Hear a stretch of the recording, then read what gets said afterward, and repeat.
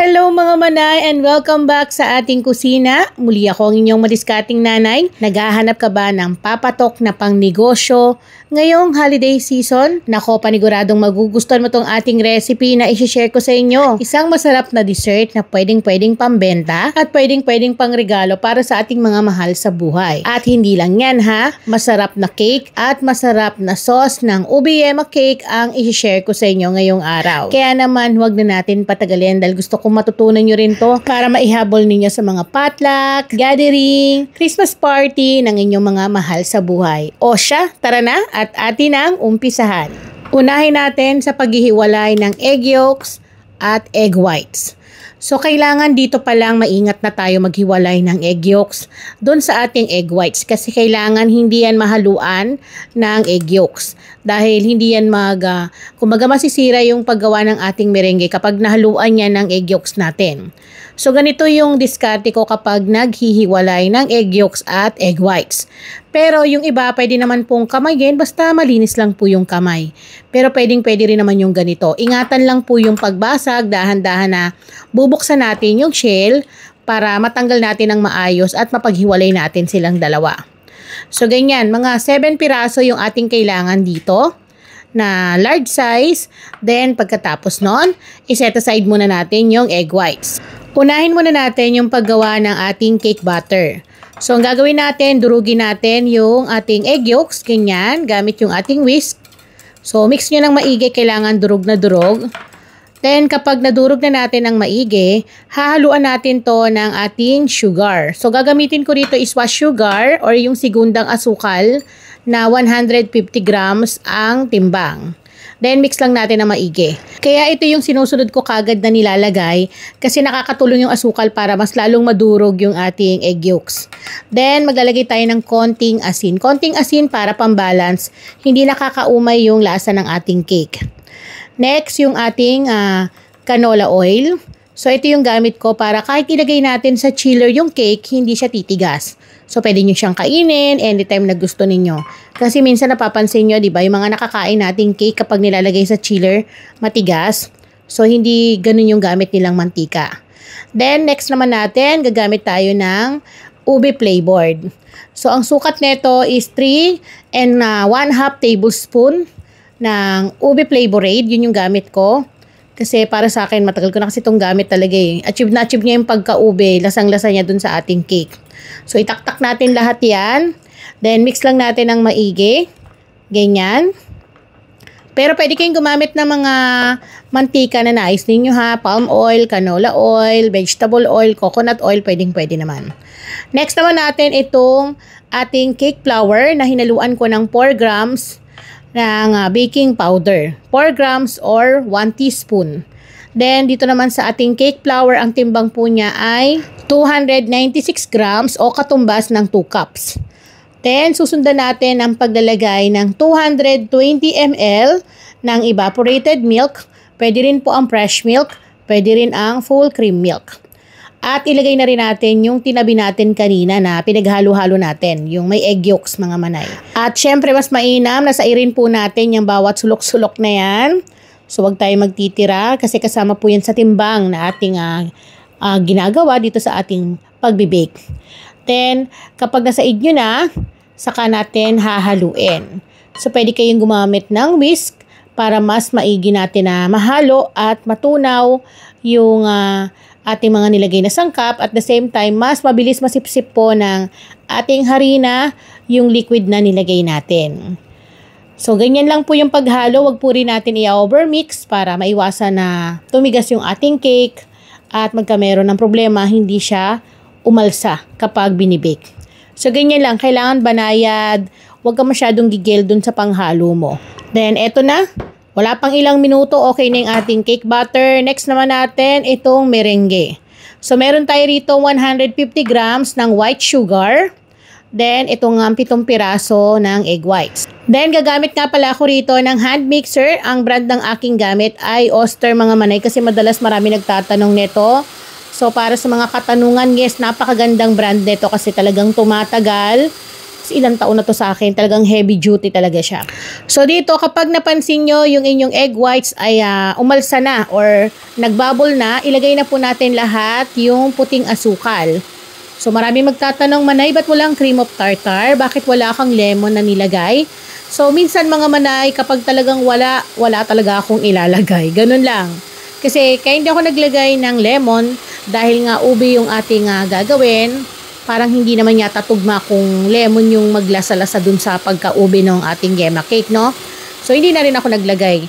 At dahil nga hindi ko rin makita yung aking cream of tartar, ayun, tinamad tayo. At mga ilang minuto lang, wala pang 6 minutes mga Manay, ma-achieve nyo na yung ganito. Ang kailangan natin ay soft peak, ayan. Dapat yung dulo niya ay sumasayaw or nagwe-wave. Kapag ganun na, okay na yon at dapat yung stand mixer nyo or hand mixer nyo ay naka high speed para ma-achieve nyo kagad. So ito yung ating cake butter. Simple lang ang gagawin. Lagay muna natin yung kalahati ng ating egg whites o yung ating merengue. Sorry. Yung merengue natin, yan, hatiin sa dalawa. Then, hahaluin muna natin. So, ginagawa natin to para hindi po kagad bumaksak yung, kumbaga, di ba yung merengue parang alsado na, alam mo yun, parang ulap. May hangin sa loob. So, kailangan dahan-dahan po natin ihahalo dun sa ating cake butter. Tapos, yung ating merengue. Then, kapag pantay na yung kulay, saka natin isusunod yung natitira pa. Ilalagay na natin lahat. Kasi maraming nagsasabi, bakit daw yung cake nila, nung binake na nila, matigas. Kasi ang nangyayari, kadalasan ay hindi nahalo ng tama. May part na, alam mo yon, alsadong-alsado, may part na nandun yung cake butter. So, kung hindi nyo maintindihan na maigi, kumbaga, merong part ng makulay na makulay at merong part na matabang ang kulay. Ganyan, napapansin yung hinahalo ko. Kailangan maging iisang kulay lang sila. So, kailangan wala kayo makikita dyan na may pagka-dark violet. Kasi pag may nakita kayo, yun ay purong liquid. So, may tendency na may part na matigas yung cake ninyo. Then, once na okay na, i-ready na natin yung ating mga lyanera na gagamitin. So, ang gamit ko rito ay small size na lyanera na pang leche plan. Huwag natin pupunuin ha. Kailangan mga lagpas lang ng konti ng kalahati para hindi naman siya umapaw. So, ganyan lamang po yung paglalagay. At makikita nyo yung ating cake butter, pantay na pantay ang kulay. Hindi siya yung watery, saktong-sakto lang. Then, pag nalagyan na natin lahat, itap lang natin or itaktak po natin para matanggal yung air sa loob. Wala siyang butas-butas kapag naluto. Isa lang sa oven na ang init ay 170 at i-bake ng 25 to 30 minutes depende sa oven na gamit ninyo. So, naglagay pa ako sa ilalim. Ngayon nakita ninyo dahil nakagawa tayo ng 12 pieces na ube yema cake para sa ating gagawin. Then, makalipas ang ilang minuto, simple lang para malaman ninyo kung luto na. Makikita nyo yung palibot ng inyong lyanera ay magkakamero ng, yan, puwang. So, para siyang nagkamero ng bitak, no? Sa buong gilid. Kapag ganyan na, ibig sabihin luto ng ating ube chiffon cake. So, pwede na po natin yan tanggalin at madaling-madali lang itong tanggalin dito sa lyanera. Gamit yung ating mga tub na 500 ml tub, ganyan. Or pwede kayong gumamit ng 750 ml tub para hindi dikit mismo dun sa pinakatakip kapag naglagay kayo ng toppings. So, ganito lang ang paglagay. Itaob lang natin sa ating mga tub. Mainit-init pa to mga Manay ha, nilipat ko na siya kagad. Hindi siya mahirap tanggalin dun sa pinakalyanera. At sa magtatanong Manay, may nilagay ka ba na oil dun sa lyanera? Wala po. Wala akong nilagay na kahit ano. Rekta na po nilagay natin yung ating cake butter. Then salang agad sa ating na preheat na oven. So ganun lang po yung diskarte. Eto mga Manay, kita nyo talagang wala siyang pagka-crack. Lutong-luto yung ating cake, malambot, ang bango.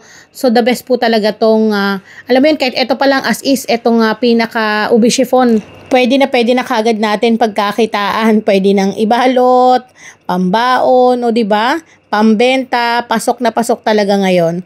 So ganito lang po kaganda naman yung ating ube chiffon cake na na-bake. So dahil okay na, set aside na natin to dahil gagawa na tayo or magluluto na tayo ng ating ube yema sauce.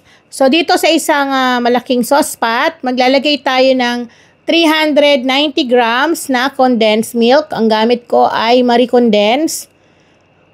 Kasi ito yung available na nakita ko at affordable na pasok sa budget talaga nating mga mommy. So sa iri natin lahat yung 390 grams na yan para talagang walang sayang. Then sundan na po natin ang 3 pirasong egg yolks. Tunawin ng maigi kasama yung condensed na ating nilagay. So ganyan po, hindi pa to nakasalang sa apoy ha, para po talagang mamix natin ng maigi. Then once na okay na, so ilalagay na natin to sa ating paglulutuan or isasalang na natin sa lutuan. So kapag nilagay nyo na to sa inyong kalan, mas mainam po na huwag nyo na pong iiwanan kasi may tendency na masunog yung ating condensed na nilagay. Kaya huwag makikipagchismisan. So mix po ng maigi, continuous. Then kailangan yung init ay katamtaman lang, huwag na pong lalaksan muna. So haluin ng maigi. At pagkalipas nga po ng ilang minuto na ating paghahalo, kapag nakikita nyo na unti-unti na siyang lumalapot at malapit ng kumulo, maglalagay na tayo dito ng fresh milk. So sa fresh milk, maglalagay muna tayo ng 900 ml. Then magtitira tayo ng konti para pangkanaw natin or pangtunaw sa ating cornstarch na ihahalo doon. Then continuous po natin haluin itong ating nilagyan kasi para po maging pantay dahil nasa baba yung ating condense, may tendency na masunog yon, kaya kailangan hahaluin nyo po kagad. Tapos yung apoy, kailangan medium lang po yung init, wag pong lalaksan para maiwasan na masunog. At dito, susundan na rin po natin ang paglalagay ng ube flavored. So bali dito maglalagay po ako ng ube flavored, 2 kutsara, or yung panukat po ha, na pang measuring spoon ang gagamitin po. Huwag yung kutsara na pang bahay. So itaktak po natin. Pwede pa kayo magdagdag ng ube flavored. Depende po sa tingkad na gusto ninyo. Kung nakukulangan pa kayo sa kulay, pwede pa kayo magdagdag ng mga half tablespoon. So kung tingin nyo okay na yung ganyang kulay, huwag nyo na pong dagdagan. Dito pa lang lasang-lasan nyo na yung pagkaube. Then, kanawin po natin or hahaluin po natin. So, kapag nahalo na po natin yan, diretso naman tayo dito sa ating tinabi kanina na fresh milk. Naglagay ako ng 1/4 cup ng cornstarch. Kanawin po natin or haluin po natin para matunaw yung ating nilagay. Ganyan. At kailangan halu-haluin din po natin yung pinakukuluan natin sa ating tabi para naman hindi masunog. Kapag nakanaw na natin ito, set aside muna natin yan. Then, balik tayo dun sa ating nakasalang. Haluin po na maigi at hintayin po natin to na kumulo bago natin ilagay yung ating kinanaw kanina or tinunaw na cornstarch. At dito nga para lasang-lasa natin yung pagkaube ng ating ube yema sauce, maglalagay po talaga ako ng half cup ng ube halaya.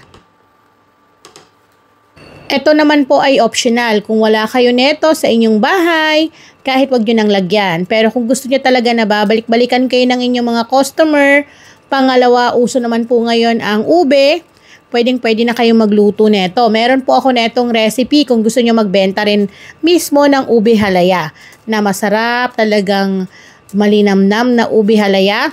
Search nyo lamang po. So dito tinutunaw ko siya na maigi para maghiwa-hiwalay at lumasa talaga dito sa ating sauce na niluluto. Para alam mo yon, lasang-lasa talaga yung pagka ube halaya sa ating yema. At dito po kapag kumukulo na, ilagay na po natin yung ating kinanaw na cornstarch na tinabi kanina. At habang binubuhos natin to dahan-dahan, ay sasabayan po natin ng paghalo kasi yan po ay lalapot. So sa lapot ng ube yema sauce na ating ginagawa or niluluto, depende po yan sa inyo ha kung gusto nyo ng mas malapot, lalo na kung gusto nyo talaga ng pang-cover sa cake na gagawin, ganitong lapot yung kailangan ninyo. Pero dahil kailangan natin is mas malabnaw pa rito dahil ilalagay natin siya in tub, so kailangan sumabay siya dun sa pagbuhos para magandang tignan yung ating ube yema cake na gagawin. So, kung mapapansin nyo rito sa akin niluluto, palapot siya ng palapot, no? So, bali magdadagdag ako rito mamaya ng tubig. Yan. So, eto mga manay, pwedeng-pwede to kung pang palaman sa mga cake na ating ginagawa. Kasi ito po, kapag lumamig, lalapot pa to ng todo. So, dahil hindi natin kailangan yung ganito kalapot, Bali maglalagay pa ako rito ng tubig para may labnaw siya. Kailangan yung saktong kapal lang para dun sa ating ube yema cake na gagawin. So maglalagay po ako rito ng mga half cup, ayan, ng tubig. Pero tansyahin nyo pong maigi mga manay ha. Kapag kayo po yung magluto neto, so pwede nyo naman pong matansyayan eh. Kapag tingin nyo sa inyo okay na, di wag na kayo magdagdag ng tubig. Pero kung tingin nyo sobrang lapot, adjust kayo or magdagdag kayo ng tubig para makuha nyo yung tamang lapot na nais ninyo. Alam nyo ba mga manay na pwede nyo rin itong gamitin na pang sauce o gamitin sa ating mga halo-halo? Pwede po ito mga manay. Ma-creamy talaga. Kasi hindi naman po yan magbubuo na parang maha. Then, para sa panghuli natin, maglalagay tayo ng butter or margarine. Pwede po yun. So, mga 2 tablespoon yung aking ilalagay dito. Then, tutunawin po yan ng init. So, pwede nyo nang patayin yung kalan kapag nilagay nyo to kasi luto naman na po yan. Pwede nyo po yan tikman mga manay. Ang tamis po nito ay sakto lang ha. Hindi po siya sobrang tamis. Yung pwede mo siyang papakin. Kaya dun sa mga mahilig sa matatamis, pwede kayong magdagdag. Kung tingin nyo nakukulangan pa kayo sa tamis, dagdagan nyo na lamang po ng sugar para makuha nyo yung tamis na gusto ninyo. Kasi hindi po pare-parehas ang bawat customer o kumbaga tayo mismo kung ano yung mga timpla na nais natin. So yung iba gusto sakto lang, yung talagang hindi ka mauumay, kayang-kaya mong ubusin. So eto na yon. Bali ganito yung labnaw na kailangan natin. Hindi siya sobrang lapot, hindi rin naman talagang totaling malabnaw. Kumbaga saktong-sakto lang. Ganyan. Dahil okay na po ito, so pwede na natin tong hanguin at habang mainit-init pa to, pwede na po natin tong ilagay sa ating mga cake na nasa tub. Basta tandaan mga manay, itong recipe na to ay pwede nyo po yan gamitin sa mga dessert na gusto ninyo katulad ng paglalagay sa halo-halo, ganyan. Pampalaman sa mga cake natin, ganon. Pang dip, pwede rin po. So, nilalagyan natin ng half cup ang sukat sa bawat tub na nilalagay natin. At kita nyo, ang ganda ng pagkabaksak ng ating ube yema sauce. Ganyan po. Kasi kapag sobrang lapot, hindi magiging ganyan yung kalalabasan niya. Magbubukol-bukol. Basta tandaan mga manay, kung pampalaman yung gagawin ninyo, wag na kayo maglalagay ng additional na tubig na ginawa ko kanina. Tama na yung ganong lapot. Pero pag pang yema cake, mga ganito, kailangan malabnaw ng konti. Then, para sa panghuli natin, maglalagay na tayo ng keso sa ibabaw. So, yung keso, ang technique mga manay, para hindi kayo mahirapan magkayod, ilagay nyo po sa freezer ng 30 minutes bago nyo po gamitin para maganda po yung pagkakayod ng ating keso. So, yung keso nakakatulong po sa ating ube yema cake dahil nagbibigay siya ng balance. Dahil may alat, pagka-creamy. Bali, bagay na bagay talaga yung combination nilang dalawa. So, mga manay, sa mga gusto pong kumita, gustong magnegosyo, pwede nyo pong sundan tong recipe na to. Doblehin nyo lamang po yung sangkap na mga sinabi ko.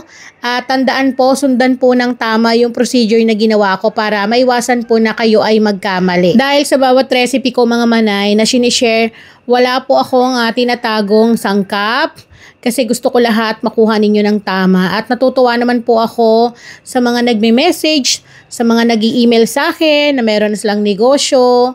So, mula dun sa mga recipe na natutunan nila sa akin, maraming salamat po sa tiwala ninyo. At eto na nga mga manay, tapos na po tayo sa ating ube yema cake at nakagawa tayo ng 12 pieces na ube yema cake in tub na overload sa cheese. Kita nyo naman. At hindi kayo makakapaniwala. Dahil alam nyo po ba na wala pang 500 pesos ang nagastos ko rito?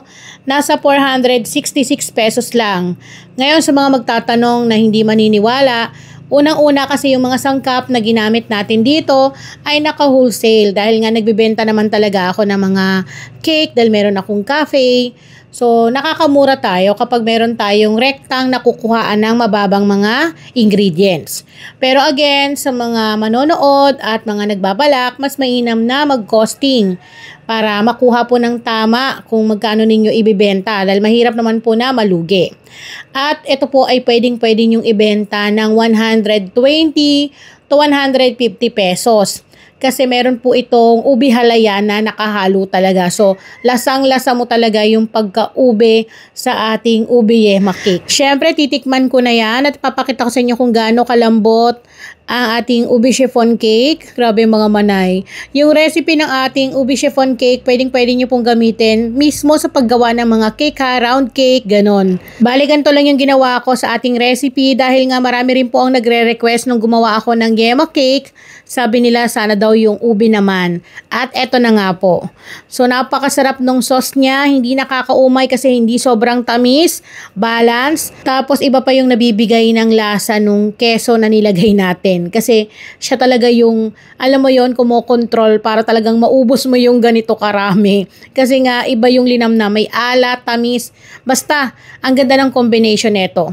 So, muli mga manay, ako po ang inyong madiskating nanay. Mahaba-haba itong video na to ha. Kasi, talagang ayoko naman po kasi ng shortcut. Gusto ko talaga matutunan nyo step by step. At ayun na nga po mga manay, maraming salamat po sa inyong panonood at sana po ay nakapagbigay ng dagdag idea itong aking recipe para sa mga nanay na naghahanap ng dagdag negosyo ngayong holiday season. So muli, magkita-kita po ulit tayo sa susunod. Paalam!